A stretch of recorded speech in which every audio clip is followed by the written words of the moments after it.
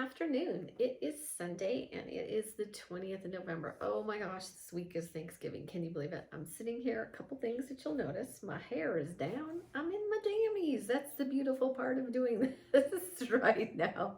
I can do it in my jammies. Okay, so this week is awake. The first stage, awake and conscious. What does that mean? Every time I seem to think I know what that means, it changes. And that really parallels life, right? Like just as soon as you have a handle on things, whoop, there goes the rug out from under you. It's a good thing, I think, though. It's like adaptive learning. And I'm beginning to really think that's what the human experience is about, is we're adaptively learning how to be conscious. I would like to think that I let go at times and I just let the universe lead me where it wants to go. I think the universe might disagree with that, and it may say, Chick, I have dragged you kicking and screaming. But that, in my opinion, is how I found this next person. And when I do, I find when I actually relax and let go, I am always rewarded with something beautiful. And I came across this person, and her name is Christina Lopes. I was on my treadmill, and I was kind of putting together and that's really how I put together my week now. And then I sit down here, I write it, and then I record it. And I think that'll all get more sophisticated. But regardless, that's how I found her. And I'm watching her videos back to when she first started, and it's hysterical because they look a lot like me. Now, she doesn't look anything like me. She actually looks like some sort of warrior, like Indian warrior.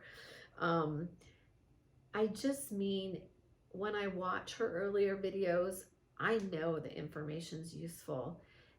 But even like where she starts taping, and like how I sat down, which was the suggestion of my cognitive behavioral therapist, it even looks the same. So I assume this is a process we all go through.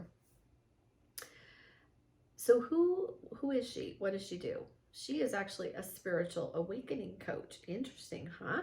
Because I have read many books and I have actually worked with some people. Now, I don't think I fully understood what was going on, but I was getting glimpses. She does a beautiful job. Now, she's written books. This was her field. I mean, meditation and coaching, but it's really interesting to watch her go through her transformation. But it's a very, very beautiful, concise explanation of where you may find yourself. It really answered a lot of questions for me.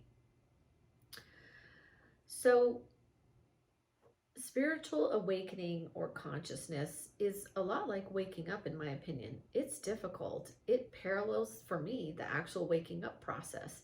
You're going to dip, and I love this because there are these stages that I've heard about.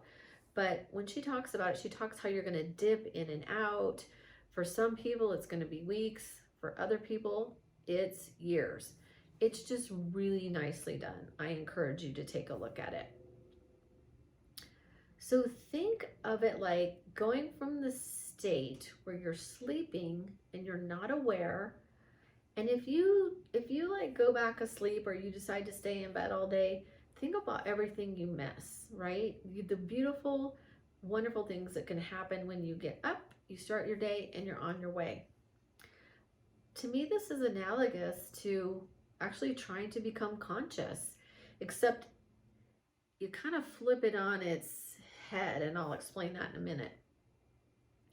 At some point, all of us, every single soul, maybe not in this lifetime, maybe not in the next, we are all going to get there. I think Seed of the Soul talks about that, and that is beautiful. Because you may look around and you may judge and you may put people here or there. We are all going to end up at the same place. But I think a really integral part of this is starting to ask the question, wait, what is really going on here? And that there has to be more. So then I think it flips around to wake up and question sleep. And I don't just mean physical sleep. I mean the sleep in which we find ourselves. So I just referred to this book, and I've had it in my collection for years. I don't even remember when I got it. I want to say about 10 or 15 years ago, maybe, and it's made it through some cuts. I mean, there was a point when I had like 4,000 books in my house, and I had to really weed that down as I moved, and it made every single cut. And I started it a couple times, and I put it down, and I was like, I don't really get what the fuss is. I read the entire book this week, and I get what the fuss is. I'm going to link his YouTube channel, and it's called Seed of the Soul, and it's more encompassing than just his book, but you can find his book that way. And I understand now, after reading it, why people say it will fundamentally change your life. If I had to sum it up, I would say it's an explanation of soul progression, but it's done in a way that feels like light bulbs are going on. And what's so remarkable about this is this guy was a physicist. He wrote, his first book is Dancing with the Woo Masters, and I should really know that, but you know what, I'm just gonna link it because I am not recording this again. But this was his second book, I believe, and it was so fundamentally different. And I'm sure he was like, I don't know what people were gonna think of me. He just did it. Now, I have been dealing with a really difficult situation. I mean, like, who isn't, right? But last April, I don't know, May, probably May, my mother-in-law moved in with us. Now wait, before you ask yourself, are you out of your ever-loving mind? Yes, there are times now when I think, what did I get myself into? Am I out of my ever-loving mind? This book, so like I said, I've had it in my collection. I picked it up this week, read it in its entirety because it met me exactly where I was. It so fundamentally addressed some of the issues where, I mean, I was pulling my hair out. I wanted to scream, I'm done. And I'm sure I was very close to being done at times. And I'm not deluding myself that I'm not going to be done with the situation again. Because having her come into my household,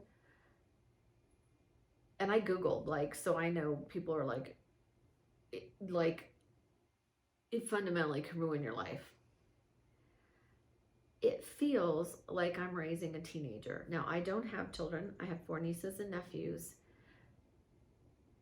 So I don't really fundamentally know what it's like to raise a teenager, but I have lots of friends who have teenagers. I see the frustration. I see like how it can darn near wreck their marriages and how they just are sorry they ever had children. Now, you know, not really, but maybe, right? So I'm doing this and I'm like, wait a minute. This woman is 76, should be a sentient adult and able to take care of herself. And I feel like I'm raising a teenager. I'm not equipped to raise a teenager. I don't even have the toddler, the beautiful infant and toddler stage.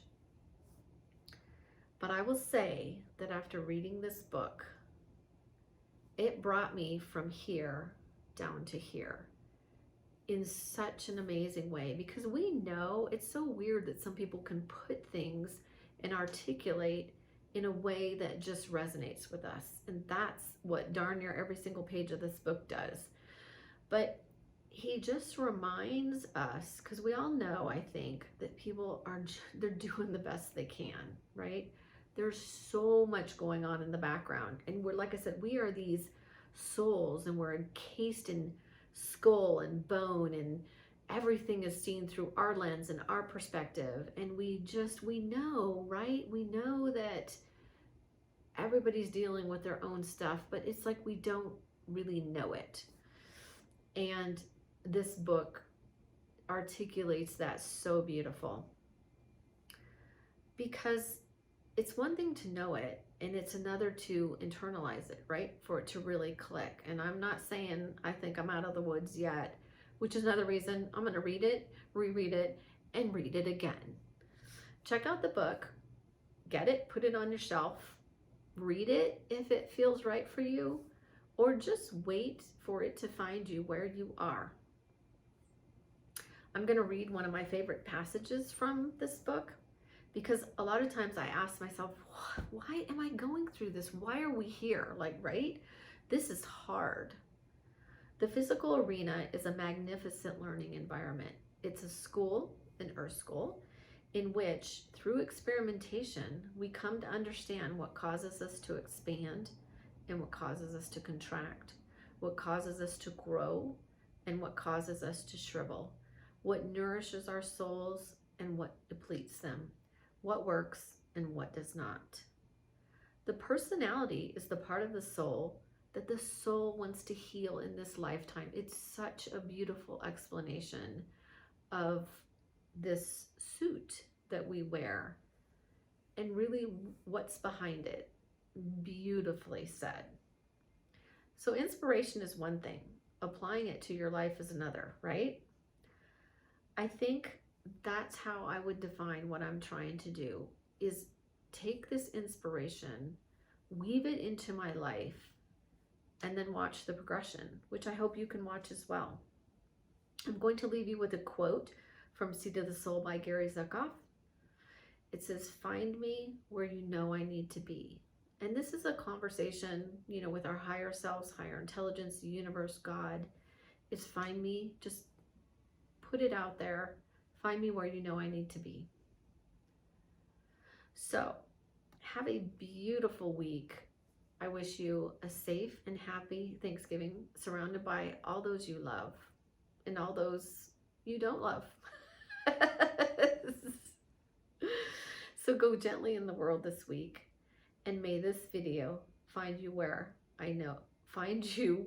you know I need to be. Boy, that was a mouthful.